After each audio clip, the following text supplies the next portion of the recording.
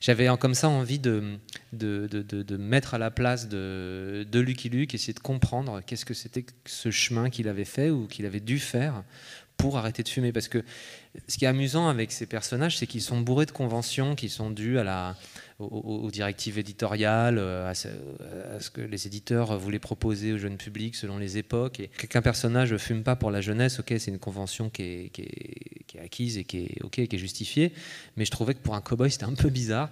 Et voilà, donc ça a été mon moyen d'entrer, je dirais, dans ce projet.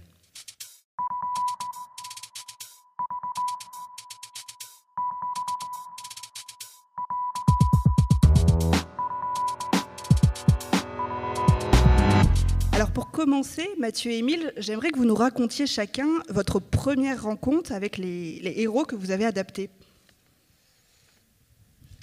Alors du coup, je commence. Moi, Lucky Luke, c'est un personnage que j'ai rencontré en fait immédiatement, puisqu'il y avait des Lucky Luke à la maison quand je suis né, et c'est le personnage qui m'a fait découvrir la lecture et également la bande dessinée. C'était vraiment un personnage hyper emblématique.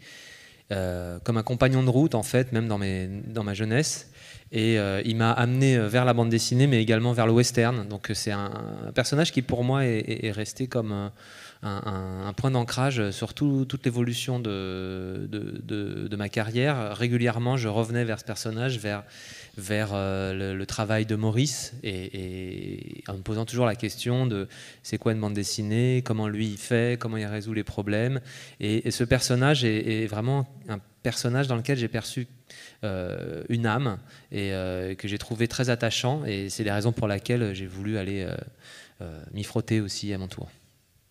Et pour vous, Émile ? Il faut que je parle de Lucky Luke. Vous pouvez parler de Spirou si vous voulez.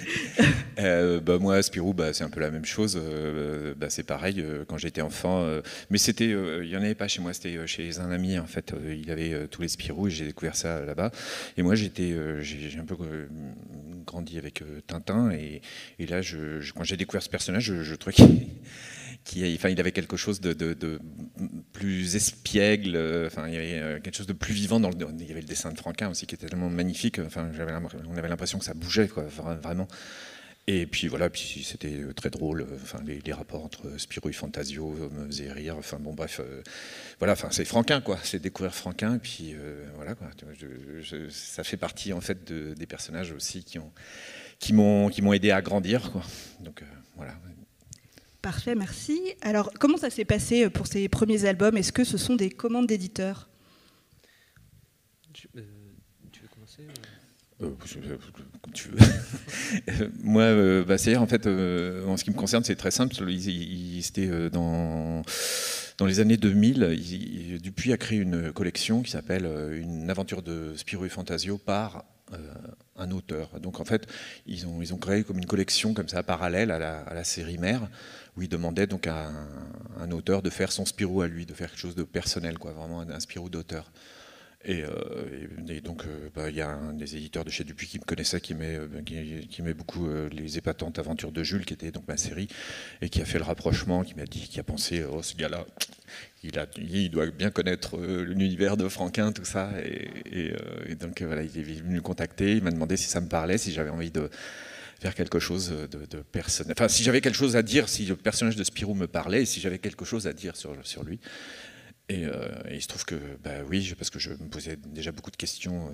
Je dis souvent que je me souviens beaucoup de mon enfance, je m'en souviens très très bien. Et je me souviens des questions que je me posais à propos de ce personnage, parce que je me disais, oui, c'est bizarre, il est groom, là, il est habillé en groom, mais on ne le voit jamais dans un hôtel. Pourquoi il est habillé comme ça, tout ça, qui est ce personnage, quoi, d'où il sort, et même son amitié avec Fantasio, ils sont quand même différents, mais bon, qui sont, parce que je raconte que souvent que autant dans l'univers de Tintin, on nous présente les personnages un par un, ils arrivent et on les rencontre avec Tintin, alors que là, non, dès les premières aventures de Spirou et Fantasio, ils sont là tous les deux, et on ne connaît pas, on ne sait pas comment ils se sont rencontrés. Enfin, il y avait plein de moments d'ombre, des trucs qu'il fallait clarifier, parce que j'étais un enfant très cartésien. Et donc, je ne comprenais pas, par exemple, pourquoi le Spip pensait Alors que pour Milou, ça me paraissait clair, parce que moi j'avais un chien et j'avais l'impression qu'il y pensait, mais Spip, c'est pas parce que c'était un écureuil, mais c'est parce que le marsupilami, lui, avait un comportement animal. Alors je me disais, mais pourquoi lui c'est un animal et lui il pense, qu'est-ce qui se passe? Il y a un truc donc il fallait expliquer tout ça. Donc voilà, je me suis dit, tiens, je vais essayer de raconter quelque chose qui va parler des origines de ce personnage pour expliquer comment un groom devient un aventurier, en fait. Très bien. Pour vous, Mathieu, je crois que c'est vous qui êtes allé porter ce projet auprès d'un éditeur. Oui, mais en fait, c'est vrai que je suis allé chez Dargaud proposer ça plusieurs fois. J'ai eu d'abord une première fois, j'ai eu pour le journal de Spirou également à faire une petite page pour exprimer mon rapport avec le journal, et j'avais dit que j'avais pas vraiment de rapport avec le journal parce que moi je l'avais pas étant petit. En revanche, j'avais un rapport avec certains de leurs personnages et notamment Lucky Luke. Donc j'avais raconté dans une page un rêve que j'avais fait de façon assez récurrente où Lucky Luke venait me rendre visite dans mon HLM à Paris. Et donc je racontais ce rêve. Et puis une fois que j'ai fini ça, je l'ai envoyé chez Dargaud en disant, vous avez vu, moi aussi je peux faire de Lucky Luke. Et alors ils m'ont pris en disant, non, c'est pas possible, tu comprends, c'est compliqué. En fait, ils m'avaient pris un peu au sérieux. Et donc, je me suis dit, ah ouais, super. Donc j'ai insisté comme ça à plusieurs reprises. Et notamment, un des arguments que j'avais, c'était de dire, mais regardez, il y a Émile Bravo qui a fait un truc génial avec Spirou. Pourquoi j'aurais pas le droit, moi, de faire aussi un truc avec Lucky Luke? Il y a aussi dans ce personnage plein de choses à dire. D'abord, il y avait le fait que moi, j'étais un peu insatisfait de l'évolution de la série. J'avais l'impression que mon personnage ne le retrouverait plus exactement comme je l'avais rencontré étant petit. Et puis il y avait cette zone d'ombre vraiment très très bizarre sur le fait que ce cow-boy décide d'arrêter de fumer. Ça faisait partie J'avais comme ça envie de mettre à la place de Lucky Luke, essayer de comprendre qu'est-ce que c'était que ce chemin qu'il avait fait ou qu'il avait dû faire pour arrêter de fumer. Parce que ce qui est amusant avec ces personnages, c'est qu'ils sont bourrés de conventions qui sont dues aux directives éditoriales, à ce que les éditeurs voulaient proposer au jeune public selon les époques, et ça crée des trucs incohérents. Et aujourd'hui, on a le droit de faire un peu plus ce qu'on veut, et effectivement, qu'un personnage ne fume pas pour la jeunesse, ok, c'est une convention qui est acquise et qui est justifiée, mais je trouvais que pour un cow-boy, c'était un peu bizarre. Et voilà, donc ça a été mon moyen d'entrer, je dirais, dans ce projet.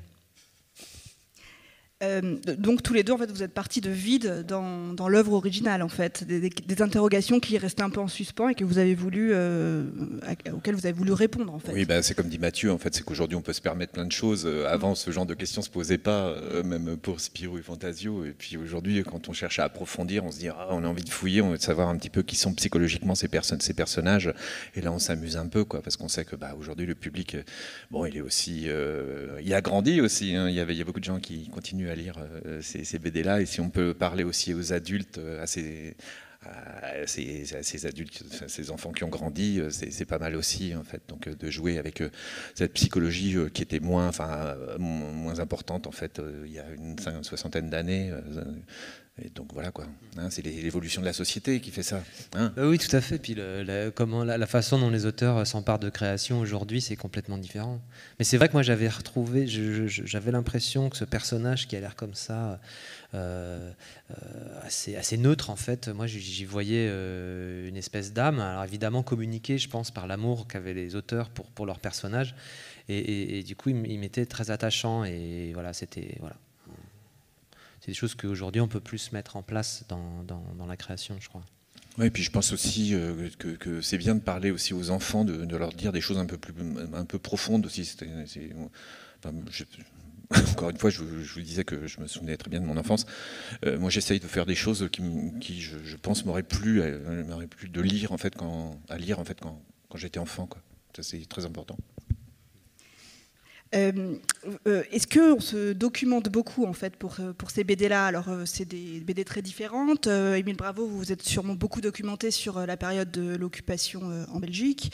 Vous, Mathieu, peut-être plus sur le genre du western. Est-ce que vous pouvez nous expliquer comment vous avez procédé?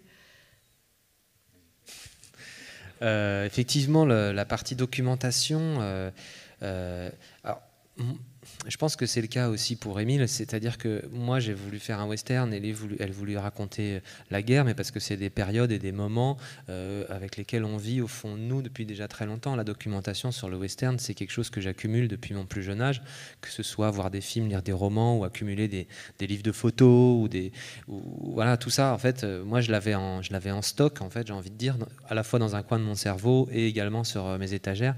Et donc quand il a fallu s'y mettre, au contraire, c'était juste enfin je vais pouvoir me servir de tout ce que j'ai accumulé, de toute cette envie que j'ai contenue pour pouvoir aller vers l'ouest, dessiner des chevaux, des accessoires, des pistolets, des cow-boys, des indiens, tout ça. C'était et comme disait Émile, j'avais envie moi aussi de faire le livre que j'aurais eu envie de lire, je crois, à l'âge où je lisais Lucky Luke. Moi, ce qui me concerne, de toute façon, c'est pareil. Hein, c'est un univers.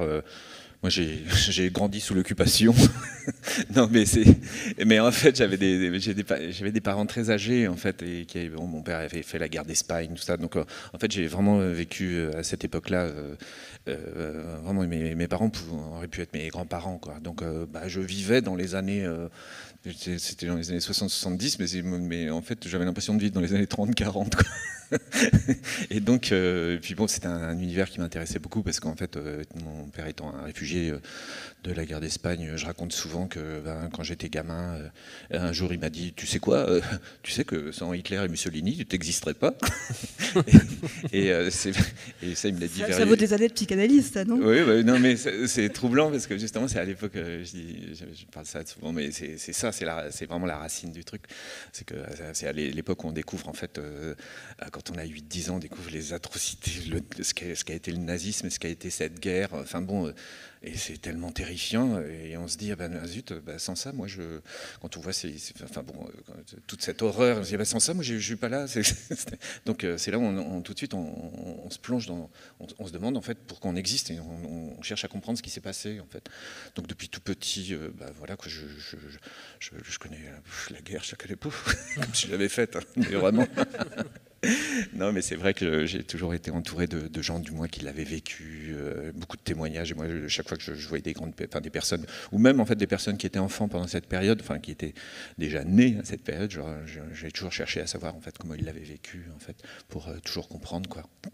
Donc voilà. Donc quand j'ai eu la possibilité en fait de faire un Spirou, en fait, ce Spirou, parce que c'est ça en fait la chance. Je peux parler ça, c'est pas gratuit parce que c'est un personnage qui est créé en 1938. Donc juste avant la guerre, quoi, et qui ensuite, dont le premier album sort en 1946, quoi. Et quand on voit en fait le personnage en 1938, où c'est un petit groom qui fait des gags en une page qui sont pas très drôles, le personnage n'est pas du tout en fait développé, c'est pas très intéressant, hein, les premiers Spirou. Et quand on voit en fait le premier album où c'est déjà Franquin, où il a vraiment une âme, on sent que voilà, quoi, il a mûri, et on s'est dit tiens, c'est le même personnage, qu'est-ce qui s'est passé entre 38 et 46? Et la guerre, c'est peut-être là où il a mûri. Alors je me suis dit, c'est peut-être ça qui est intéressant à comprendre, comment en fait un traumatisme nous fait grandir et comment on peut. Enfin, le challenge, c'est de rester humain pendant les pires moments en fait de l'histoire de l'humanité.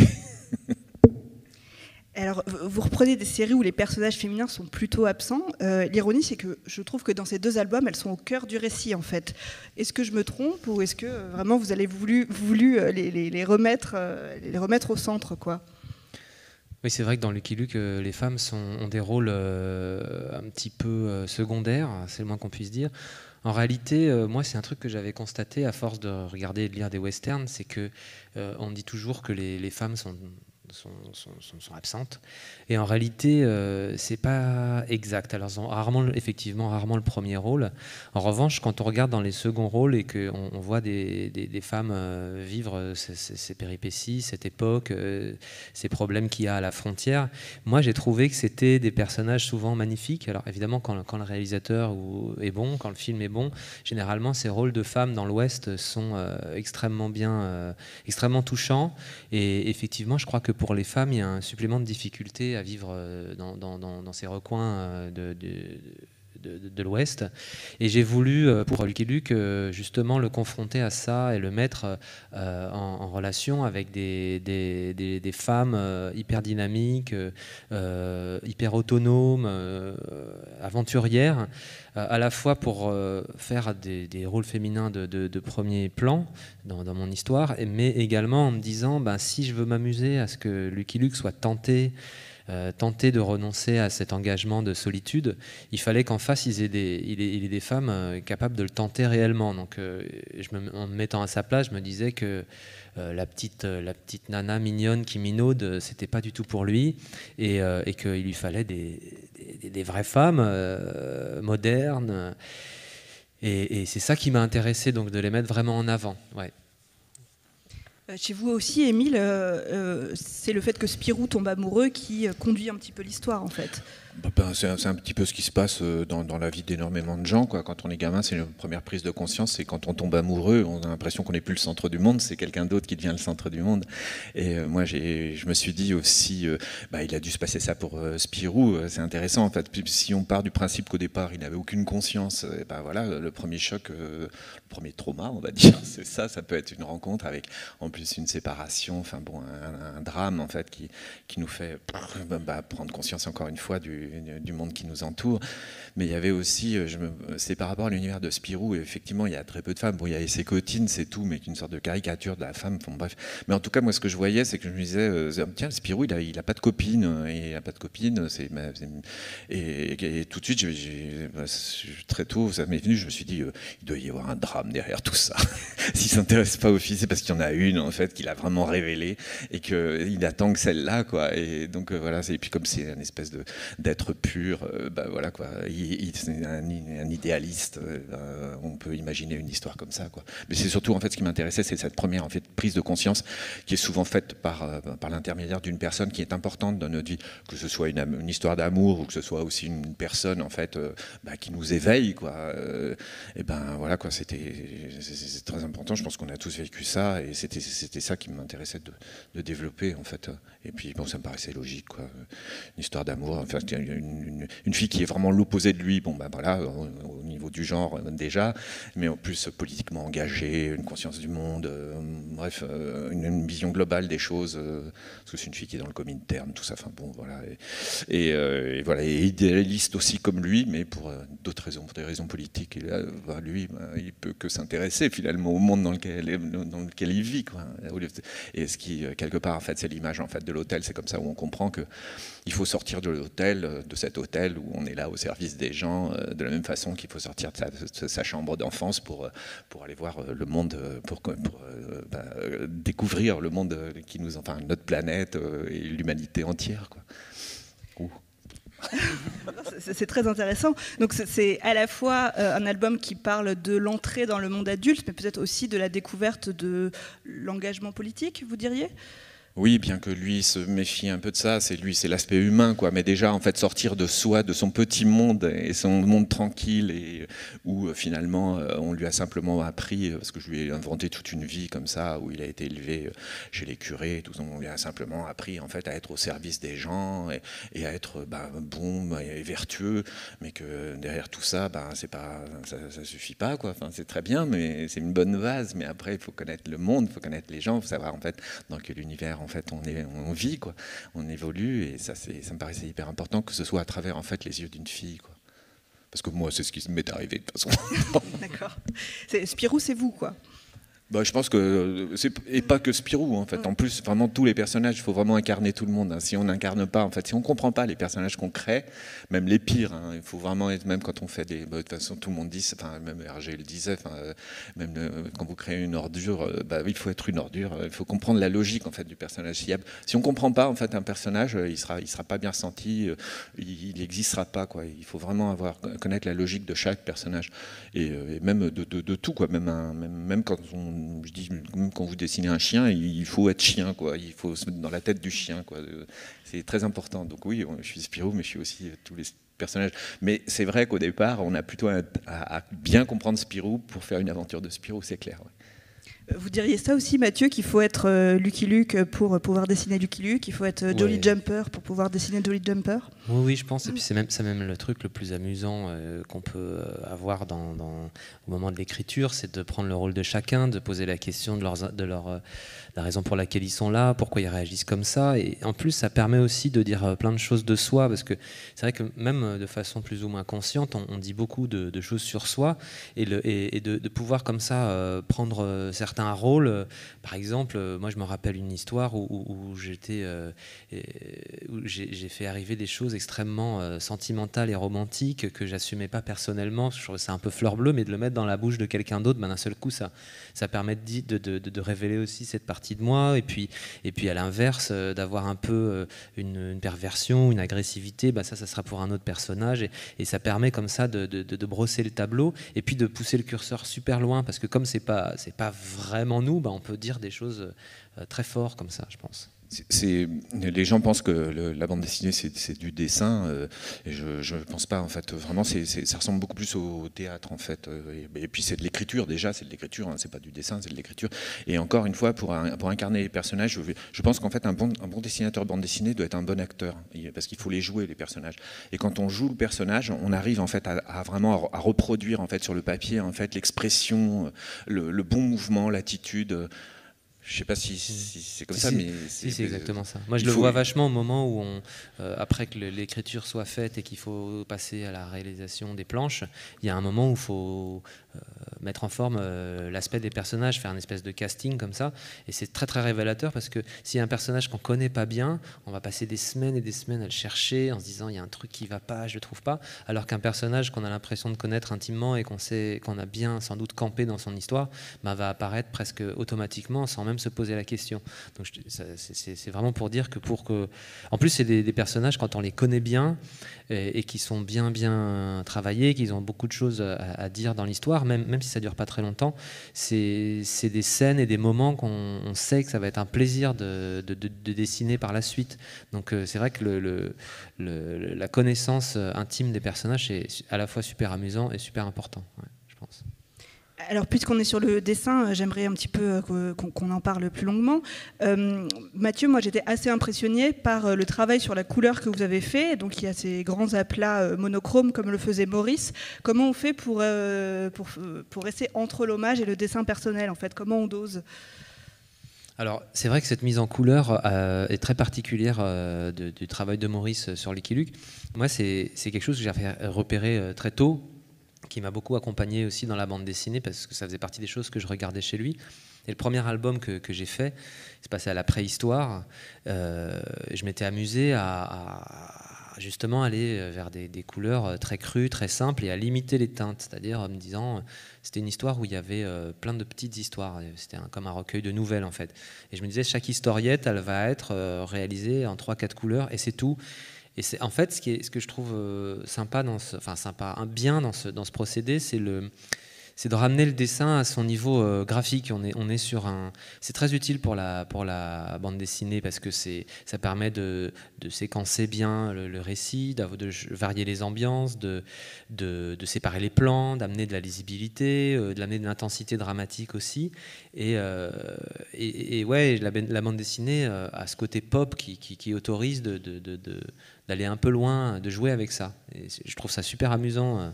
Alors là, j'ai fait un album très chaud, alors que le précédent était très mouillé, donc il y avait beaucoup de vert, beaucoup de teintes terreuses, de boue. Et celui-là, j'ai voulu absolument mettre du jaune, du rouge, et le plus possible avec ces grands ciels bleus pour les contraster, et aussi que dans mon récit, on ait cette sensation de chaleur et de poussière. Émile, tout à l'heure, vous avez dit la BD, c'est de l'écriture, pas du dessin. Qu'est-ce que vous voulez dire par là? Ça, c'est intriguant. Hein. Non, mais en fait, ben oui. Non, mais si je suis parti, il y en a pas. On va partir loin. Bon, c'est très simple. Déjà, en fait, il y a un gros problème, mais c'est pour ça que c'est passionnant en fait comme truc.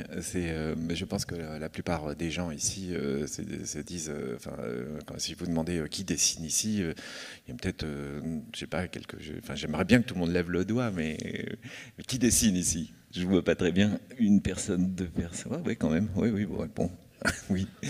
Et en fait, parce qu'on me demande, je sais pas, ceux qui dessinent, on vous demande tout le temps, mais tu dessines depuis quand? C'est souvent ça la question qui vient, hein, on la connaît tous cette question, mais t'as commencé à dessiner quand? Et tu te dis, mais j'ai pas commencé à dessiner, je fais que ça, enfin depuis que je suis né, en fait, je dessine. Et il faut comprendre en fait que le dessin, en fait, c'est quelque chose qu'on a en nous, vraiment. La première chose que fait un enfant dès qu'il sait tenir un crayon, il se met à faire des gribouillis, on appelle ça des gribouillis, ben non, il s'exprime, il a quelque chose à dire, en fait. Et si on dessine tout petit, c'est normal, c'est quelque chose qu'on a vraiment, c'est notre moyen d'expression, c'est vraiment notre fonctionnement. Et il se passe un truc qui est bizarre, qui est en fait dû à l'immaturité en fait de notre société. C'est que, au bout d'un moment, on nous dit il faut arrêter le dessin parce qu'il y a l'écriture. Et l'écriture, c'est bien plus important. Sauf que ce qu'on ne nous dit pas, c'est que l'écriture, d'où est-ce que ça sort, ça, l'écriture? On devrait nous faire vraiment un cours, en fait, pour nous expliquer ce passage du dessin à l'écriture. Parce que sans dessin, il n'y a pas d'écriture. Et personne ici ne sait, la plupart des gens ne savent pas que quand ils dessinent des lettres, ils les dessinent et qu'elles viennent en fait, ce sont en fait des dessins au départ, en fait, ce sont des dessins figuratifs qui exprimaient des choses dont on a perdu le sens parce qu'elles se sont simplifiées. Voilà quoi, personne ne sait, la plupart des gens ne savent pas que quand ils dessinent un majuscule, c'est une tête de taureau à l'envers parce que ça vient de Alep. Bon bref, il y a ceux qui savent, et énormément de gens ne savent pas quoi. Alors qu'on est supposé apprendre aux enfants à écrire alors qu'ils viennent du dessin. Ça devrait être logique en fait de passer par cette étape, d'expliquer en fait comment du dessin on passe à l'écriture en fait. C'est un truc, moi ça me paraît primordial en fait. Ce qui servirait à quelque chose d'essentiel, c'est de ne pas en fait infantiliser en fait les personnes qui dessinent en fait, montrer en fait que l'écriture en fait c'est quelque chose, le dessin c'est quelque chose, c'est la base même de l'écriture, et à partir de là plus personne ne parlerait en fait de la puérilité du dessin. Le dessin c'est notre premier mode d'expression avant tout quoi. Ça fait partie de l'espèce humaine vraiment, et ça c'est, si on comprenait ça, et je vais vous dire un truc, moi ce qui me paraît bizarre c'est que tout le monde, pour moi, devrait dessiner, en fait. C'est logique, puisqu'en fait, c'est ce qu'on fait depuis tout petit, sauf que, il y a ces adultes qui nous disent d'arrêter, et ça, c'est criminel, en fait, parce que c'est un mode d'expression, et c'est une écriture universelle, en plus. Si vous vous rendez dans n'importe quel pays, vous ne connaissez pas la langue, vous prenez un papier, vous vous mettez à dessiner, vous faites en comprendre. C'est beaucoup mieux, c'est mieux que les signes, quoi. Et quand on sait ça, on se dit, mais c'est pas possible. Parce qu'il faut vous dire une chose, c'est que moi, je ne considère pas mon dessin, c'est pas du dessin artistique, la bande dessinée. Il n'est pas fait en fait c'est pas fait pour faire de l'art. C'est fait pour se faire comprendre. C'est une écriture. En fait, pour moi, c'est une typographie. Une typographie, c'est pour ça que c'est assez simple, c'est pour ça qu'il y a des écoles, il y a l'école franco-belge, c'est notre façon d'écrire à nous en Europe. Enfin, maintenant ça se mélange, hein, mais ça l'a été pendant très longtemps. De la même façon qu'au Japon, ils ont le manga. La manga, quand on a découvert la manga, on a toujours tout de suite pensé, mais tout est dessiné de la même façon. C'est normal, c'est leur typographie, vous voyez. C'est pas fait pour faire en fait des choses différentes. Et comme les Américains aussi, en fait, avec les comics, tout est dessiné de la même façon. C'est un code, ce sont des codes en fait. C'est des codes en fait pour dessiner, pour raconter des histoires. Donc en fait, en gros, moi je dis souvent, le dessin, on s'en fout. Enfin, il faut qu'il soit. Non, mais il faut qu'il soit. Moi je dis ça aussi pour provoquer, bien sûr, mais il faut avant tout qu'il soit en fait lisible, qu'il soit accessible. Mais après, c'est pas fait pour faire en bande dessinée. Moi, je fais pas des dessins pour faire des beaux dessins. Je fais des dessins pour raconter des histoires. Donc, quand on parle de ligne claire, justement, moi, la ligne claire, c'est pas un dessin, c'est une façon de raconter clairement une histoire, par exemple. Donc, c'est pour ça qu'il faut comprendre que, en gros, c'est incompréhensible dans ce qui se passe. C'est très occidental. Hein. En Orient, on fait pas ça. Le dessin, l'écriture et le dessin est beaucoup plus lié de par les idéogrammes. En fait, c'est un art, en fait aussi. La typographie est un art là-bas. Et on pourrait dire ici, finalement, la bande dessinée, le dessin, en fait, le dessin en bande dessinée peut être un art typographique. Si je peux intervenir, je suis évidemment à fond d'accord avec ce que dit Émile, même si moi je viens d'abord du dessin pour aller vers le scénario, l'écriture. Je suis d'abord dessinateur, c'est pour ça d'ailleurs que parfois on m'appelle pour bosser avec des scénaristes, donc raconter les histoires des autres, c'est que je suis d'abord dessinateur. Mais en réalité, effectivement, je vois de la même façon la bande dessinée comme étant une façon de raconter une histoire. Si je le constate assez souvent, c'est que quand un dessin n'est pas flatteur, il y a un rapport à la mode et au goût sur le dessin juste quand on l'ouvre une bande dessinée. Mais ce qui va sauver des trucs un peu comme ça, un peu pas très beau, quoi, ça va toujours être une histoire. Ce que je veux dire, c'est que l'histoire reste intemporelle. Une BD, un récit, quand l'histoire est bonne, ne vieillira pas. Alors qu'un dessin, tout bon qu'il soit, si derrière il y a un peu de creux ou que c'est un peu trop démonstratif, finalement ça souffrira pas l'époque, quoi. C'est assez peu pérenne. Et moi, c'est vraiment un truc auquel je fais attention, c'est justement d'essayer d'être clair, de ne pas tomber dans la mode. Moi, quand j'étais étudiant, on me disait il faut que tu trouves ton style, tous ces trucs-là qui en fait, vont venir nous polluer, alors qu'en réalité, il n'y a qu'une seule chose qui compte, c'est de raconter une histoire pour que le lecteur oublie que c'est des dessins, pour que le lecteur oublie qu'il y a un espace blanc entre chaque case. Et si à un moment, un lecteur dit « Ouah, quelle belle image », pour moi, j'ai raté le coche, parce qu'en fait, il sort du récit. Moi, le but ultime, le Graal à atteindre, c'est qu'un lecteur prenne la BD et la lise jusqu'au bout, la referme presque essoufflée, sans avoir entendu le téléphone sonner. Et ça, c'est le dessin qui le permet, mais parce qu'il a l'éventuelle capacité de s'effacer pour servir l'histoire, servir les personnages, donner le ton du récit. Je trouve que c'est... Alors évidemment, on a le dessin pour faire exister l'histoire, mais le dessin doit rester à sa place d'outil de narration. Et voilà. Oui, ce serait comme lire un texte, il faut toujours le comparer avec l'écriture. Ce serait comme lire un texte avec plein de lettrines et d'enluminures qui font qu'on ne sait même plus où sont les lettres. Et c'est exactement, il ne faut pas s'attarder en fait sur la beauté en fait de la page, de l'objet. L'idée, c'est vraiment de se plonger, d'entraîner par la main en fait le lecteur et de le plonger dans l'histoire et terminer, quoi. Donc moi, tout ce qui est dessin trop complexe, en fait, comme je vous dis, c'est des codes. Et moi, mon but en plus... Personnellement, mon but, c'est d'avoir des lecteurs, et non pas simplement le lectorat de bande dessinée, parce qu'en fait, quelque part, il est acquis. Sinon, en fait, tous ces gens qui ne lisent pas de bande dessinée parce qu'ils se disent « je ne sais pas lire une bande dessinée ». Et c'est là où on se dit si, c'est parce qu'en fait, souvent, c'est très compliqué. Les codes sont trop complexes. Et si vous mettez entre les mains une bande dessinée entre les mains d'une personne qui n'en lit pas, si c'est quelque chose de très, très... beaucoup de dessins, beaucoup de hachures, beaucoup trop d'informations, la personne va lâcher parce qu'il ne saura pas, quoi. Ce serait comme lire, encore une fois, et si vous ne connaissez pas les codes, vous ne pouvez pas vous plonger dans l'histoire. C'est comme de lire un livre en gothique, par exemple. On n'a pas été élevé avec cette culture-là, à lire du gothique. Si vous lisez un bouquin en gothique, vous passez plus de temps à décrypter, même si vous trouvez ça joli, mais vous passez qu'est-ce qui est écrit, c'est quoi ces lettres et tout. Il faut apprendre les codes avant de pouvoir le lire. En bande dessinée, c'est pareil. Donc plus c'est simple, plus c'est accessible. Donc moi je pense qu'un dessin, bande dessinée efficace, c'est un dessin qui nous entraîne rapidement en fait, dans l'univers et où en fait, les codes sont simples. Et c'est difficile à faire, les codes simples, n'allez pas croire. J'aimerais quand même parler d'un parti graphique assez fort, d'un parti pris graphique assez fort dans Spirou, les sports malgré tout. C'est le fait que vous ne montriez pas de soldats nazis. C'est-à-dire qu'on va toujours les voir de loin, on va voir des bottes qui claquent sur le pavé. Pourquoi vous montrez ça de loin ? Parce que je me méfie, en fait, je trouve qu'en fait, dans le nazisme, c'était très très bien travaillé. Tout le côté graphique est tellement travaillé que je pense qu'il y a énormément de gens qui continuent à être fascinés par ça. Et c'est une façon de dire, bon, allez, c'est fini, ne soyez pas fascinés par les codes graphiques nazis, effaçons-les. Moi, je traite maintenant, en fait, tout ce qui porte un uniforme nazi comme du matériel nazi. Pour moi, en fait, ça fait partie, en fait, de la machine de guerre, en fait, destructrice. Et c'est une façon de dire, il y a pas grand-chose d'humain derrière tout ça, quoi. Et donc, plutôt que de s'amuser les petites croix gammées, là, tout ça, les petits aigles et tout ça, non, mais ça, on assure bien ça en noir pour montrer qu'il n'y a rien d'intéressant là-dedans. Vous montrez, en fait, ce qui est intéressant, c'est de montrer, et en plus, ça apporte une dimension, comme une chape noire qui vient écraser, et c'était ça, en fait. Et c'est comme ça que les gens ressentaient.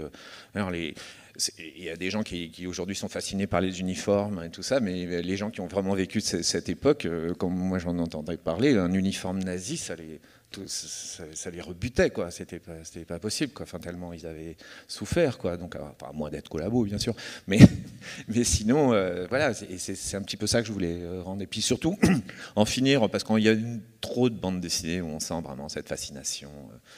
Il y a toujours des bandes dessinées avec des croix gammées, là, tout ça. Enfin, bon, vous remarquez, moi aussi, je pense que non, il n'y en a pas, non. Mais voilà, quoi. Et utiliser justement des codes graphiques pour exprimer ça, c'est intéressant, je pense. Ben, voilà. J'aurais aussi voulu parler de l'utilisation des personnages secondaires, hein, puisque dans les BD que vous adaptez, ils sont pratiquement aussi importants que les héros. Alors chez vous, Mathieu Bonhomme, vous avez fait le choix de reprendre Fil de Fer, enfin de le faire revenir par le biais de son fils, qui s'appelle Bras de Fer.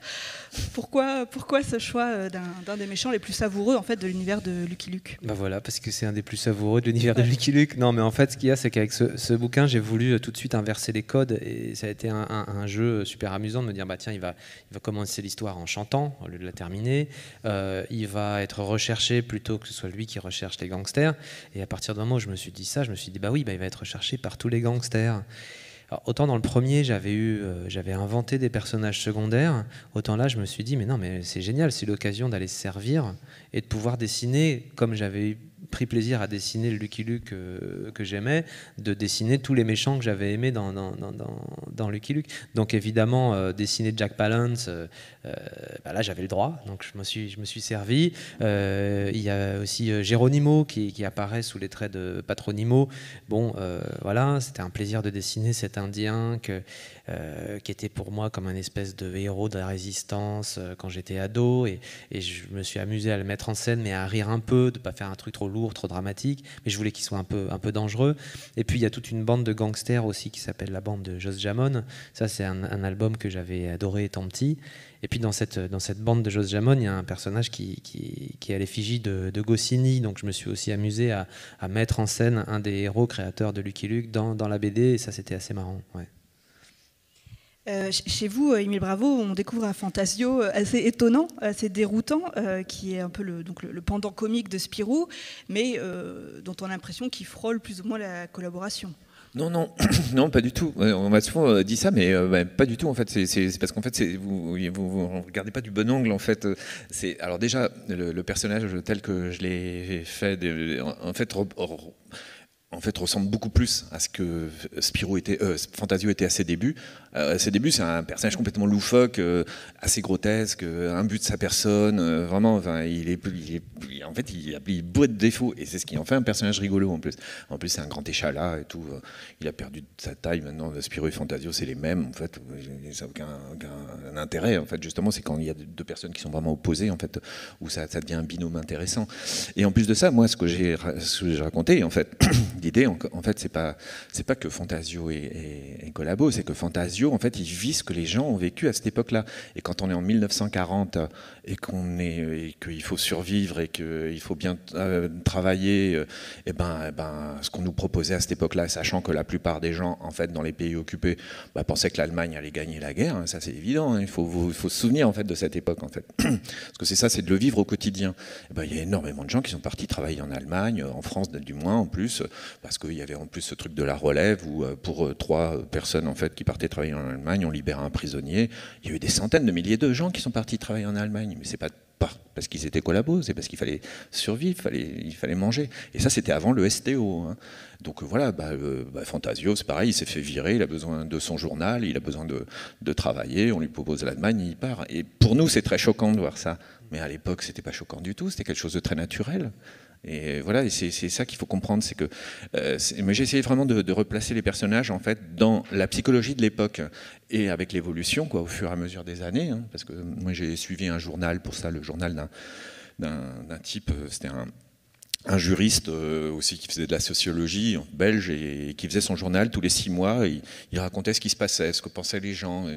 Bon, il se trouve qu'à la fin, on s'est rendu compte que c'était des rapports qui remettaient en fait à Londres au gouvernement belge en exil, qui travaillait pour la résistance, mais lui, il écrivait ça comme un journal, quoi. Donc et là, vraiment, on voit mois après mois, en fait, ce qui se passe vraiment, en fait, la vie, le quotidien, en fait, des Belges. Et ça, partir en Allemagne, ils disent, il y a beaucoup de gens qui y vont parce que de toute façon, voilà quoi, ils sont en recherche en fait de personnel pour leur industrie, et puis surtout que il y a beaucoup de gens qui sont résignés et qui pensent effectivement à l'été 40. Il y a peu de gens qui pariaient sur l'Angleterre, enfin sur la Grande-Bretagne. C'était les seuls qui étaient restés. Tout le monde était pro-allemand. Même les États-Unis, ils seraient jamais, sans l'attaque, l'agression de Pearl Harbor, ils ne seraient jamais rentrés en guerre non plus, peut-être. C'est ça qu'il faut comprendre. C'est une époque. Maintenant, ça paraît très clair. On a l'impression qu'il y a les bons et les méchants. Non, c'est bien plus complexe, quoi. Donc c'est ça que j'ai voulu dire. Donc en fait, c'est pas du tout un collabo. Il vit son époque, quoi. Oui, c'est ça. C'est ça. Alors on va passer aux questions dans quelques minutes. Je vais poser une dernière question. Vous, Mathieu, vous parlez donc du cousin des Dalton dans votre album. Vous tournez beaucoup autour des Dalton en fait avec ces deux albums. Est-ce que vous pensez en avoir fini avec Lucky Luke, ou est-ce que vous pensez que ça va encore vous travailler après Wanted, Lucky Luke? Lucky Luke me travaille toujours. Après, est-ce que je vais avoir... ça va devenir une priorité un jour, peut-être. Pour l'instant... Comme je viens de terminer celui-là, je vais pouvoir me remettre aussi. Il y a d'autres projets qui sont en cours et inachevés, donc j'ai besoin d'amener à leur terme. Et puis peut-être, mais c'est vrai que les Dalton, le problème des Dalton, c'est que déjà graphiquement, c'est difficile de faire un pas de côté par rapport à Maurice, parce que eux, typiquement, c'est des personnages de papier. Alors ils ont une personnalité très forte, mais leur aspect graphique, là, comme ça, en escalier, avec leur pyjama, enfin, c'est très difficile d'en faire autre chose. Donc là, j'ai une petite limite graphique sur l'interprétation, mais peut-être un jour. Et puis l'autre difficulté, c'est que si on met Dalton dans une histoire, d'un seul coup, ça devient presque eux la vedette. Donc il faut voir si j'aurai autant à dire sur les Dalton que ce que j'aurai à dire sur Lucky Luke. Mais peut-être que oui. Jamais dire jamais. Jamais dire jamais. Et vous, Émile, je crois que les 4 tomes, vous les avez déjà écrits, en fait. Il n'y en a que 2 qui sont parus, mais... Oui, comme je vous dis, c'est de l'écriture. Un écrivain ne se lance pas, en fait, il se met pas, en fait, à taper. Vous auriez pu voir où ça vous portait. Non, parce que non, je sais pas faire ça, moi. Il faut que ce soit vraiment calé. Il faut que je sache. Enfin, j'ai un but. En fait, en gros, c'est très simple. Quand je me lance dans une histoire, je connais déjà la fin. Je sais en gros ce qui va se passer. Donc, toute l'idée, en fait, ce qui va se passer, ce que je veux raconter. Donc à partir de là, c'est que de la construction, quoi, pour arriver à mes fins, quoi. Mais donc je peux pas commencer un livre, à ce qu'un livre soit édité alors que je ne connais pas la fin, quoi. Ça me passe. Je trouvais pas, ce serait pas honnête, mais ce serait malhonnête. Si j'imaginais que j'ai plus d'idées finalement, puis que la série ne se termine pas. Oh, il y en a plein comme ça, remarquez. Oui, il y en a parfois. On serait pas surpris. Parfait, merci beaucoup. Est-ce qu'il y a des questions du public ?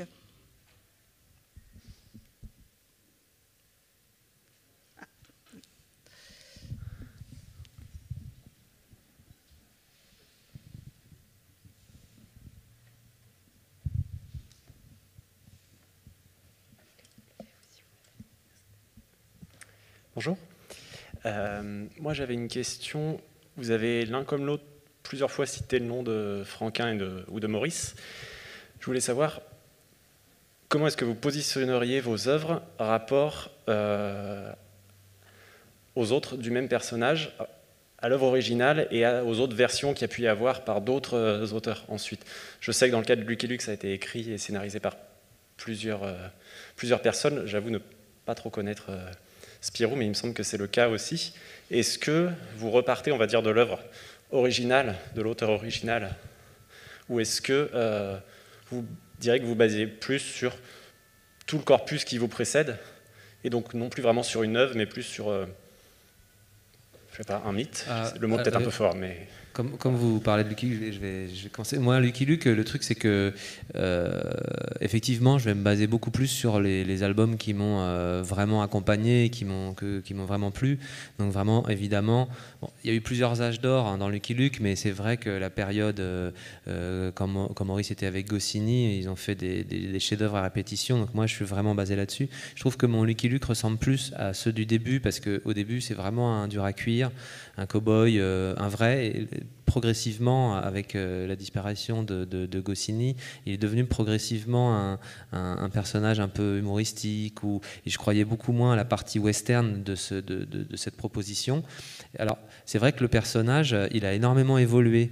Quand on prend les tout premiers, où il est très cartoonesque, très à la Walt Disney, et il a après assez vite sauté un pas, est devenu très filiforme. Les chevaux aussi ont beaucoup évolué. Donc en fait, l'aspect graphique je crois que l'évolution du graphisme de Lucky Luke m'a un petit peu, je dirais, autorisé à amener ma propre version. Par rapport à mon album, en tout cas, mon positionnement il est assez clair, c'est qu'il y a une série principale avec des auteurs qui malheureusement sont décédés, mais avec un dessinateur qui doit faire comme Maurice et un scénariste qui essaye de faire comme Goscinny.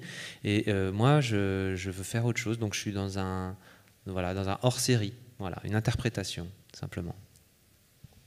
Pour moi, c'est plus simple parce qu'en fait, alors déjà, Spirou, il n'a pas vraiment de créateur. Enfin, si, il y a un gars qui s'appelle Rob Vell qui l'a créé, mais graphiquement, mais c'était pas un conteur. Donc, c'était une mascotte. C'est la mascotte du journal de Spirou. Donc après, voilà, on a demandé. Il y a JG qui s'est collé, en fait, qui a commencé à faire des aventures avec ce personnage. Mais après, quand ça a été passé en fait à Franquin, c'est lui vraiment là, le grand artiste en fait, qui en a fait vraiment, qui l'a étoffé, qui a fait le personnage qu'il est. Mais justement, moi, mon idée, c'est de même pas toucher. Je ne touche même pas l'univers de Franquin. Moi, c'est l'avant Franquin. Justement, il n'y a pas du tout de personnage de Franquin. Bon, en fait, je n'utilise pas de Champignac, de Zorglub. Tout ça, ça ne me regarde pas. C'est à Franquin. Ça appartient à Franquin pour moi. Et donc, en fait, moi, finalement, l'idée, c'est simplement, comme je disais au début, en fait, c'est de le mettre quelque part sur les rails, en fait, de le passer à Franquin. Un peu pour expliquer ce qu'il était à la base en fait, parce qu'encore une fois je dis souvent il faudra qu'on m'explique quand je suis gamin comment un groom devient un aventurier. C'est quand même en fait au départ on est vraiment confiné dans un hôtel à tenir des portes ou porter des valises et comment est-ce qu'on devient quelqu'un d'humaniste et qu'on découvre le monde quoi. Enfin bon, il y avait un truc à raconter, mais c'est surtout que voilà, moi j'essaye de ne pas du tout toucher en fait à ce qui vient après quoi. Et bon, et donc voilà, ensuite il y a eu Franquin, puis après il y a eu d'autres auteurs et bon, ça c'est chacun juge comme il veut. Enfin, il y a eu des périodes plus ou moins bonnes. Mais moi, de toute façon, ce qui m'intéresse, c'est Franquin. C'est lui qui lui a, parce qu'il lui a donné vie, quoi. Et c'est là où on se dit, voilà, expliquons en fait, comment on arrive à ce personnage qu'a créé Franquin, quoi. Enfin, voilà, de mon point de vue, évidemment.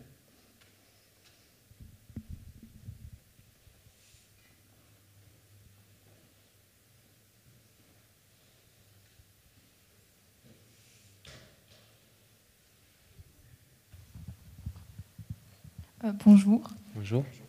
Est-ce que vous pensez que par rapport à vos personnages, donc Spirou et Lucky Luke, ou aux personnages de vos ouvrages d'avant, est-ce que vous pensez qu'ils peuvent être inventés à l'infini, ou est-ce qu'un jour il faudra dire non, Spirou c'est fini et Lucky Luke c'est fini, autant d'un point de vue narratif, donc pour les histoires, que pour les dessins Enfin, est-ce que vous pensez que vous pourrez toujours les dessiner comme avant, ou un jour il faudra s'arrêter?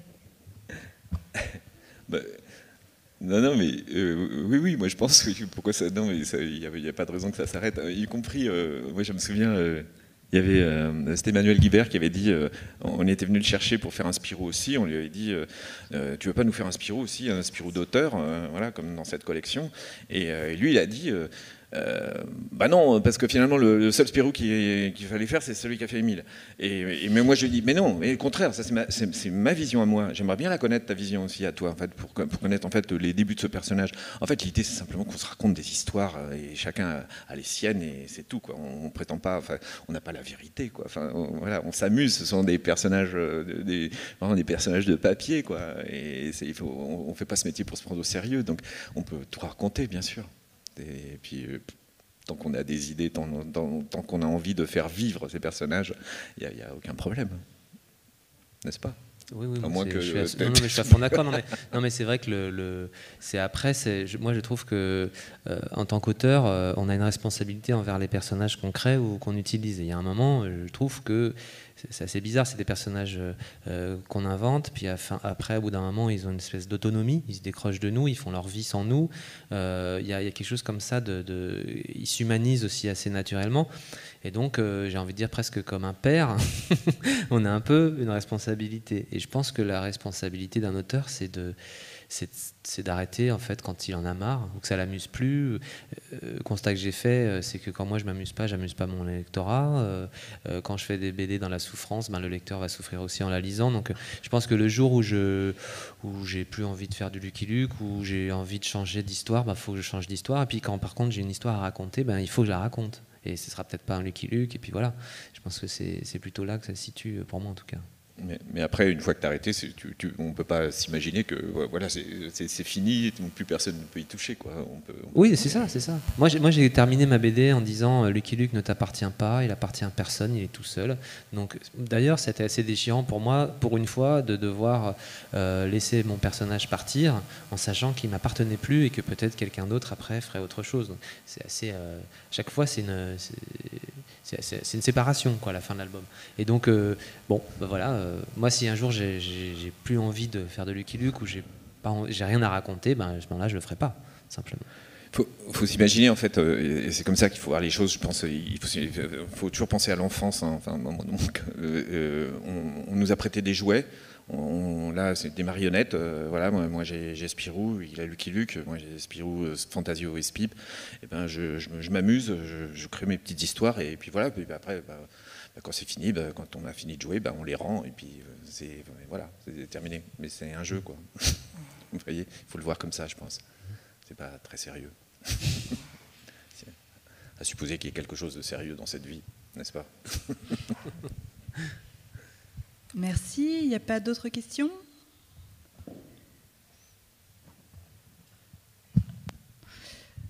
Écoutez, merci beaucoup de nous avoir rejoints, merci beaucoup d'avoir pris la parole aujourd'hui. Vous allez être en signature juste après cette rencontre, donc voilà, si vous avez d'autres questions à leur poser, ils seront présents. Merci. Merci. Merci.